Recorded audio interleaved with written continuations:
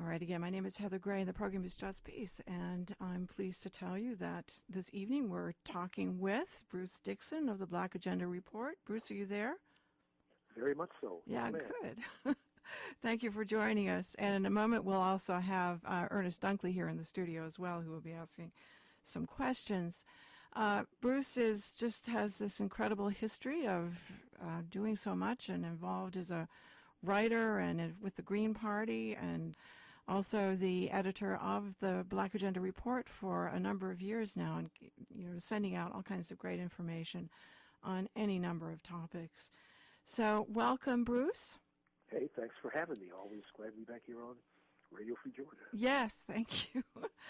All right, so now we've got some critical issues facing us in the media world, and I've been involved with you with some of that in the past as well, about whatever's happening with the internet and media just generally. We did hold something or a session, a community gathering about net neutrality actually a few years ago. And at that time, I need to tell you, I don't need to tell you, but tell everyone else that the protests on the part of, I think, people across the country in response to what the FCC, which is the Federal Communication Commission, was wanting to do, we were successful in stopping them from impacting and changing net neutrality. And so now, under the Trump administration, with the new chairperson of the FCC, we are yet again faced with this challenge, and it could have just such a dramatic impact on our lives, and the sharing of and just learning about what's happening in the country will be impacted if they make this change. But Bruce will give us more details about that. So, all right, Bruce, I know that. Tell us first, actually, about net neutrality. Why do we want to keep it? What is it? Explain it to us. Well, when the internet first came online, it was delivered to us through our phone lines. The infrastructure, the internet infrastructure, was conceived, built, and designed by scientists and engineers on the federal government dime over a period of 25, almost 30 years of experimenting and debating and building and testing and failing and testing again. And but our connection with the internet was delivered to us through our existing phone lines, which were mostly landlines at that time. Since they came to us through the phone lines, the regulatory regime that governed them was the same regulatory regime that existed for telephone communications. And phone service has been around since maybe the 1870s or something like that. Yeah. And people in this country have fought tooth and nail for the right to phone service to rural communities, to poor neighborhoods, to underserved areas, and they won the right to phone service as a public utility. For a long time, the phone network was owned privately, and the right to manufacture telephone equipment was protected by law and limited to one single company. You couldn't plug anything into the phone network unless it was made by Ma Bell and sanctioned by Ma Bell. And that's basically what they want to return us to. If we don't have net neutrality, that's what net neutrality is. Net neutrality means that you can use any kind of software you want to over the internet. You can connect to it with any kind of machine that you need to, and you can send and receive your information without prejudice, and without extra cost, and that the email that you send is going to be given just as much priority on the internet as Walt Disney's latest release. I see.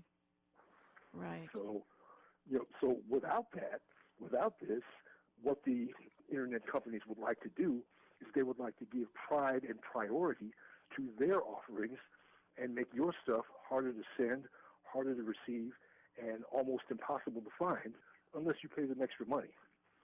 They basically want to turn the internet into a pay-for-play, I can't say that right, pay-for-play plantation. One nice analogy I've always loved is the electric grid. Right now you can plug anything you want to into the electric grid and use the electricity as long as you do whatever else you've got to do safety-wise. That's because the network is neutral. What if the electric companies suddenly said that, all right, all those 2- and 3-pronged things, you can't do those anymore. You've got to use our new 5-pronged outlet, and we're only licensing the 5-pronged outlet to devices that we approve. That's what we can get. That's what we can get if we lose network neutrality. People like porn. Well, you might not be able to get porn unless it's from the approved vendors, unless you pay extra. You like news that's not the New York Times and the Atlanta Journal-Constitution, you might not be able to get that unless you pay extra. But Netflix will probably still come to you, and Google News and Walt Disney will probably still come to you. So wow, that's what we're fighting. Well, I want our listeners to know that you are listening to WRFG Atlanta 89.3 FM. My name is Heather Gray, and the program is Just Peace. I'm here in the studio with Ernest Dunkley, and we're talking with Bruce Dixon of the Black Agenda Report about net neutrality. So what you're saying is, okay, so let's talk about the Atlanta Constitution for a moment. Okay, so the Atlanta Constitution, on the internet, I can go and look at some of their articles. However, the Atlanta Constitution can also tell me, look, you've looked at like 3 articles this week. If you're going to watch any more or look at any more articles, you're going to have to pay for it. So they're already doing that to a degree. But you're saying this would be different, though, if they took net neutrality away altogether. Well, that's just to peek into their archives. So you're paying AJC that.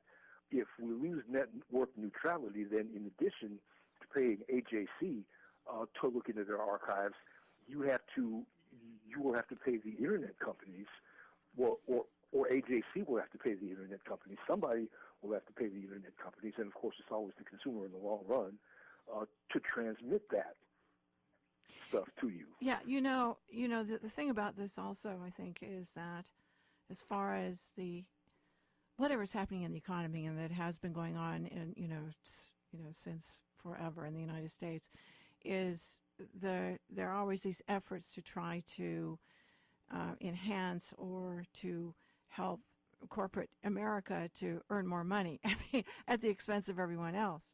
So it strikes me that if they take net neutrality away, then those who are able to get information over the internet are just, again, going to be the very wealthy folks. Is that right? I mean, a lot of us are going to be denied access to so much, right? Unless we pay a lot. That's pretty much the truth. That means that access to the internet will be definitely pay for play, and it will not be regarded as something that everyone has a right to. Like I said, people fought tooth and nail for the ability to have phone service to poor communities, to rural communities.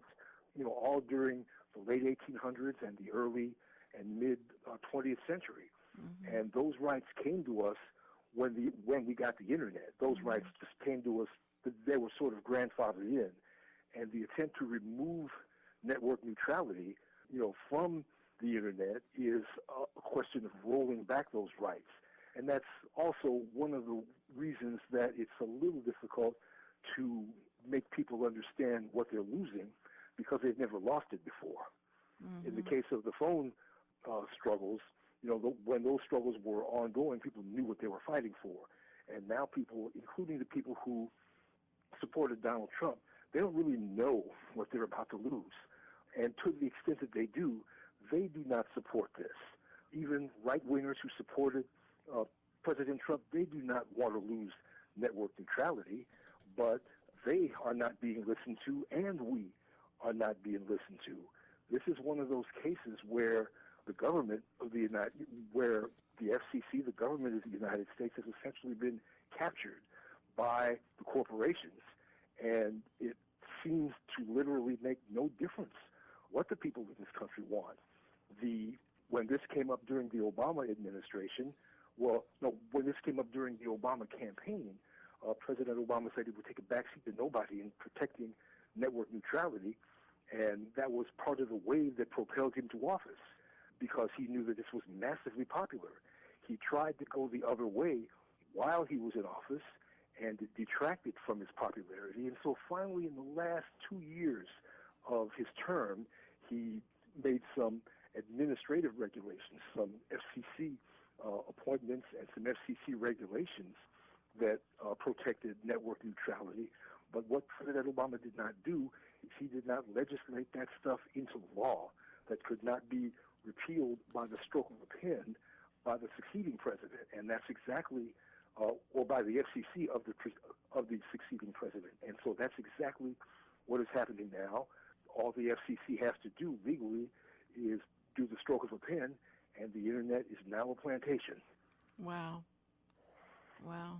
It's kind of more than sobering here. So now, when we started this discussion, you were talking about how the Internet was created by publicly funded entities, right? That's what you were saying. Absolutely. And it was a government project. Yeah, exactly. So now, one of the things that I'd like to talk also about the Internet being a utility in I think it's Korea, right? But before we get to that, let me just mention that we will generally say that the airwaves, right, are owned and controlled by the people, or they're supposed to be, right? I mean, that's the basic assumption. Well, that would be a totally different. I mean, they ought to be.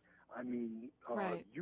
In school we all learned that Marconi invented radio, and really, when we think about it, we know that's trash because radio waves are nothing but electromagnetic radiation, and he didn't invent radio waves any more than he invented sunlight. Right. He may have discovered how to put sound into them and extract sound out of them, but he didn't invent them. And so originally radio waves, the broadcast frequencies, really are supposed to be the property of the people and the property of no one.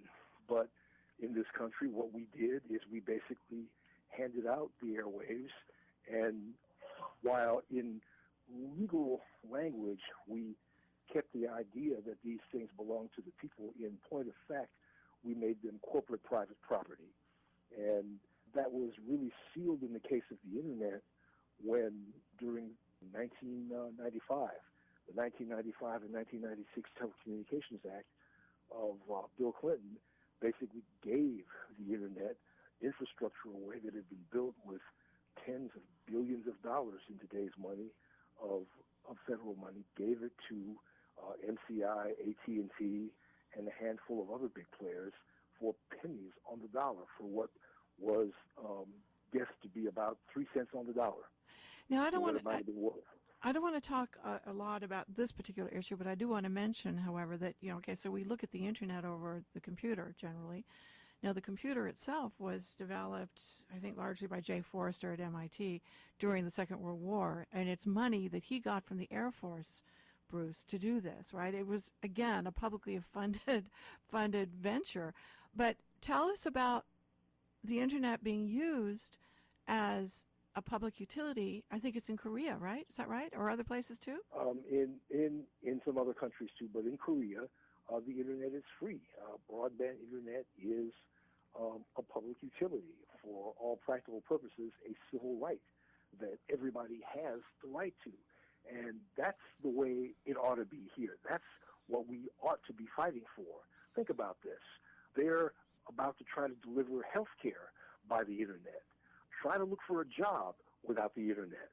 Yeah. Okay. Right. I mean, it's you can't do it. So then, how are poor people and how are poorer communities supposed to be livable? If you live in a community, where the income is low, Comcast might not lay fiber there. AT&T might not lay fiber there. Google might not lay fiber there. So where are you going to get your high-speed Internet if you get it at all? That means you're going to have to pay more for it if you get it at all. Wow. And there are many, many rural communities which simply don't have Internet. And a lot of them have banded together in Georgia and, tried to start their own Internet companies and been frustrated by state legislators who have made different parts of what they do illegal. There are a handful of cities in the United States which have tried to provide municipal broadband to their citizens. Isn't Chattanooga one? Chattanooga is the foremost among them. Chattanooga, Tennessee is the foremost among them. Seattle, which is several times the size of Chattanooga, is trying to do it, but the state authorities, what usually happens is the city authorities want to do it, and Comcast and AT&T and Sprint and the rest basically buy your state government, and your state government finds ways to overrule you. And that's what happened in Tennessee when they tried to expand the broadband beyond the borders of Chattanooga proper, and that is what's happening to Seattle as they try to implement their broadband internet project. So, actually, Bruce, we're going to take a quick break, and we'll be back in just a moment. Stay tuned. Again, my name is Heather Gray. The program is Just Peace. I'm sitting here in the studio with Ernest Dunkley as well, and we're talking with Bruce Dixon of the Black Agenda Report about the net neutrality issue and the threat of the Federal Communications Commission getting rid of net neutrality and basically handing it over to corporate America and the impact that'll have on us. But I do want to ask, as far as Chattanooga is concerned, so let's, if the FCC does this, then what happens to the internet service in Chattanooga, Bruce? What will happen? That's an open question. I see. Definitely that's an open question from a regulatory point of view. The details on how they're going to clamp down on places like that are unclear. Definitely it means that Chattanooga will have a harder time holding its own and holding on to its service and offering that service to neighboring cities, which it's been trying to do for the last 3 or 4 years unsuccessfully because, of course, they've been stymied by the state legislature. It's going to also impact a lot of people in rural Georgia, who are many of them Trump supporters, actually, who are, wondering how they're going to get internet service. In the Green Party, we're going to be talking, actually, to a number of rural Georgia Republican legislators and briefing them about this, hopefully in the coming weeks. Oh, that's good. Well, I do want to mention that the importance of the Internet after 9/11, and as you know, and as many of the listeners out there know, my work has largely been with black farmers across the South. So what happened after 9/11 was that they changed how you could the mailing addresses of people in rural areas. You could no longer use routes. A lot of us had routes for farmers, and we had to. It was really disastrous. But the other thing is that the U.S. Department of Agriculture, Bruce, is no longer sending out paper newsletters to farmers. So the way that farmers are supposed to get information about programs is through the internet. But the other problem is broadband is problematic because there's not enough of broadband availability in a lot of the rural communities. And so a lot of the farmers that I've talked with, I mean, they're not used to using the internet anyway, but some of them are. But so they're asking their grandchildren for assistance here. But anyway, it's a complete disaster. So it means that there's so many communities under these circumstances who will be so incredibly all the more isolated and not informed about policy. That's right. Information. That's we call that digital redlining. Yes, that's exactly right. Digital redlining for sure. And minority communities around the country have been digitally redlined for some time. I haven't checked on this particular aspect in a few years now, but I do know that 4 years ago there were places in New York City, for God's sake, New York City, where you couldn't get cable broadband because neighborhoods in the South Bronx, for instance, because the cable companies didn't see the profit in laying fiber in poor neighborhoods. They were anxious to lay fiber throughout Manhattan, right. Where the money is, and through Brooklyn, because Brooklyn's rapidly gentrifying, but the parts of the Bronx that are not gentrifying fast enough were the last to get service, and hopefully they might have gotten it by now, but maybe not. And if there were rural areas, like you say, rural areas will be waiting forever unless we can muster some kind of fight against this. Exactly. And the ways that we can fight are unclear. There really are no legal ways for us to do this. What do you mean no legal ways to do this? What do you mean? I mean that the people have already expressed their will about this. Every time this gets put to any kind of a vote or a question where where people get to weigh in. For instance, this set of internet rules that's supposed to come down on December 14th was preceded by a public comment period. And the public comment period is supposed to be the time when the public weighs in, and then the FCC commissioners and staff are supposed to look at this, and they're supposed to say, oh, this is what the public really wants. And so what happened this time, well, what happened the last two times, there were record-breaking numbers, avalanches of public comment in favor of net neutrality. And it so much embarrassed of the internet companies and the telecom companies that what they did this time is they opened up the thing for public comments, and 23 million comments came in. Wow. And a lot of them were obviously spam. I see. They were obviously spam. Like everybody's heard about the tens of millions of internet addresses that were hacked from Yahoo. Yeah. A number of those emails and addresses and information were, a large number of those were part of this avalanche of spam emails. Really? How did you know that? This somebody was researching that, I guess.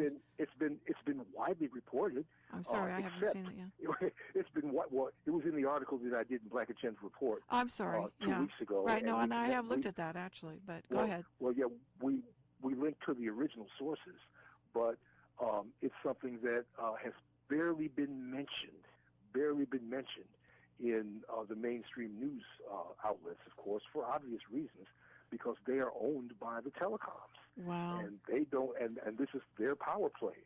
They're not going to report on their power play to lock down the internet, just like they didn't report on it the last two times, remember? Wow. And this will be their excuse for, now, these are obviously fraudulent comments, okay? And what the FCC has done is they say, oh, yeah, okay, obviously there's been a lot of spam comments, so that means we should disregard all the comments.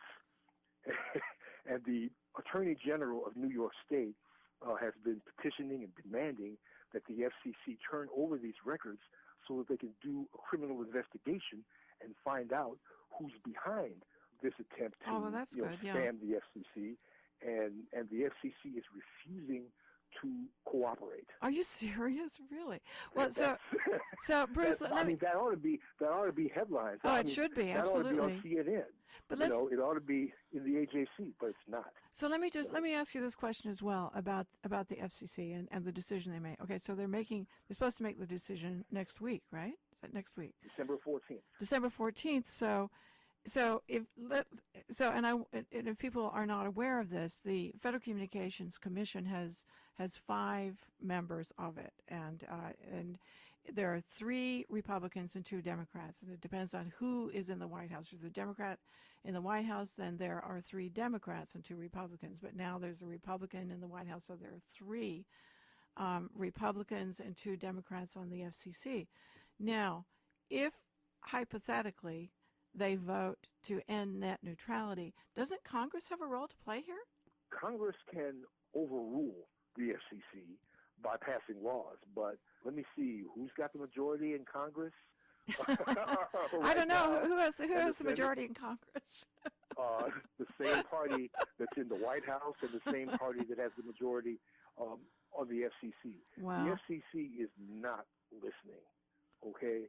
They are not listening. And I mean, historians and political scientists have a term for when the industries that are supposed to be regulated by the government capture the regulatory mechanism.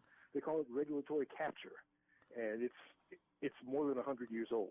But most of the people on the FCC were lobbyists for the telecom corporations before they got to be FCC commissioners. And we're talking about Democrats, too. And we're talking about the chair there, actually, who was a lawyer for Verizon, for Pete's sake. We're talking about the last 5 chairs. Yeah, okay. All right. Fair enough. So it's not like this guy's unique. What is unique, though, I think, is I believe that the 2 Democrats this time, Ms. Clyburn and Ms. Rosen, I can't pronounce the last part of her name without looking at it on paper. I don't have it on paper in front of me. Neither one of them were telecom lawyers. Yeah, okay. So that's rather unique that the representatives of either party have been without a telecom lawyer, but all of Barack Obama's FCC chiefs were all telecom lobbyists before they were on the FCC. Apparently, the chair of the FCC's family has been getting a lot of flack from activists. Actually, he said, "Please stop this." Well, what else can people do? That's what we can do, right? Just we can demonstrate. For the moment, that's what we can do. Yeah. For the moment, that's what we can. I guess all we can say is stay tuned, and we'll have to figure out something. But we're going to have to be making common cause with people we don't like. Okay, we're going to have to be making common cause with people who don't agree with us, because, like I said, when the Trump voters really understand what's happening to them here, that they're losing the internet, then they'll sit up and take notice. By then it'll be a bit late, and we'll be in a position of fighting to recover something that we've lost. Yeah. So right. We got to see how this is going to turn out. When I was reflecting upon this today, I was thinking that, this is yet another way of attempting also to control information, as I was saying at the very beginning of the discussion with you, I think. And talking about fascism, this is very fascist to me, Bruce. Comment on that, please. I kind of think that word is overused. Okay. I mean, you can dilute the meaning of a word so that it just means every political move that you don't like is fascist. It's not, but that's another discussion, and that's a whole show. But it is. No, I agree. It's a whole show. But I mean, it is a matter to control information, right? Oh, absolutely. But the ruling classes have done that all throughout history. No, it's true. When the main thing was a printing press, you used to have a license in many places around the world, including the U.S., to possess a printing press. And once upon a time, in this country, talk about freedom of information. World War II, the federal government subsidized local newspapers. Yeah, every local newspaper got free postage. So, and that they stopped doing that, and World War I started, and the feds realized that the socialist Eugene V. Debs party was sending anti-war literature through the mail for free. Well, talking about that's interesting. But talking about World War II, last night I was looking yet again at some of the history of Joseph Goebbels, who was Hitler's propaganda minister, and talk about controlling information. That's what he was about, in whatever way he could, getting distorted information out to the public in Germany. Well, Joe Goebbels has nothing on the U.S. of A today. I'm inclined to agree. All right, Bruce. So if people want to get information about you and Black Agenda Report, what should they do? They should go to blackagendareport.com. That's Black Agenda Report, all one word, .com. And they can also go to verizonprotests.com and freepress.net. Okay, and I just want everyone to know who's on the Just Peace email list. I have sent out some of Bruce's article. I'm going to send out the whole article actually later on tonight. So, and other information, this in the next few weeks that he's working on. So, all right. Thank you so much, Bruce. So appreciate it. And thank you for calling me. And y'all need to pledge to WRFG. This stuff costs money, y'all. Yeah, that's true. Do that. Thank you for that, Bruce. All right. All right. Take care now. Bye. Thanks. Right. Bye-bye.